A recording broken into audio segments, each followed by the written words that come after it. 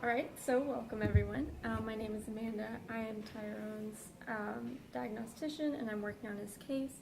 If you would like to go ahead and introduce yourselves, we can go ahead and get right started. Hey everybody, I'm Mr. Robinson. I am the vice principal here, and I'm basically just trying to make sure that this whole meeting runs very smoothly. All right? Alright, my name is Ms. Pitt and I am Tyrone's teacher. Hi everybody, I'm Mr. Vega and I'm Tyrone's father. Alright, so we could get started, but first, Mr. Vega, where is Tyrone?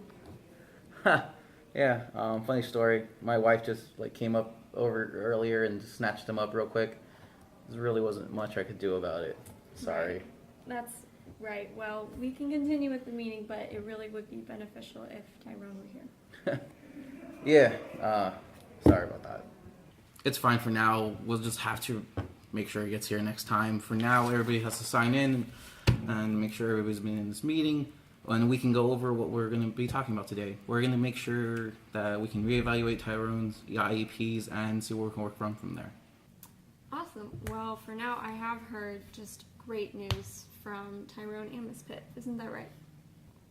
I mean, yes and no. While we have made plenty of progress and some of what we have worked out has helped, there are still some issues.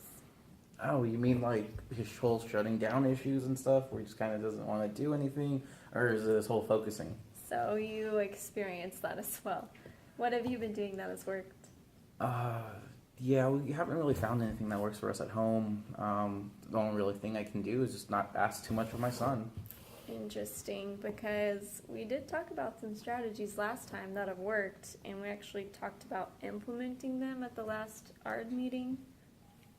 I mean, I must have forgotten because it has been a while since the last time we met, and a lot of times we do have a lot of things going on. But how else have you guys been helping Tyrone? I would really love to know. Well, from what it reads here, we do have a preferential seating chart for Tyrone. Isn't that right, Ms. Pitt?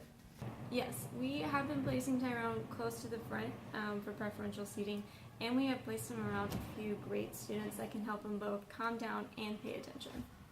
That's great and all, and I guess I can sit down with Tyrone as we're both working with something, so I can make sure he's getting all this stuff done. But what do I do about his shutting down issue?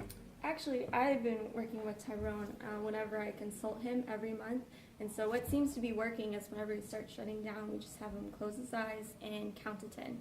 And if that doesn't work the first time, we just have him do it again and again. I mean, that seems kind of silly, but if it's working for him, then it's working for him. That's great. Was there anything else I should be concerned about? Well, just to elaborate, we just have to continue reminding him to be using these coping strategies. What other issues have you seen in your classroom, Ms. Pitt? Well, related to his classwork, he's really been having trouble interpreting functions, and so I plan to resolve this by doing small quizzes to test his knowledge of algebraic and geometric functions, and then just as a class, we're kind of having trouble with trigonometric problems, and so I'm just going to be working with the students as a whole and using my best judgment for that.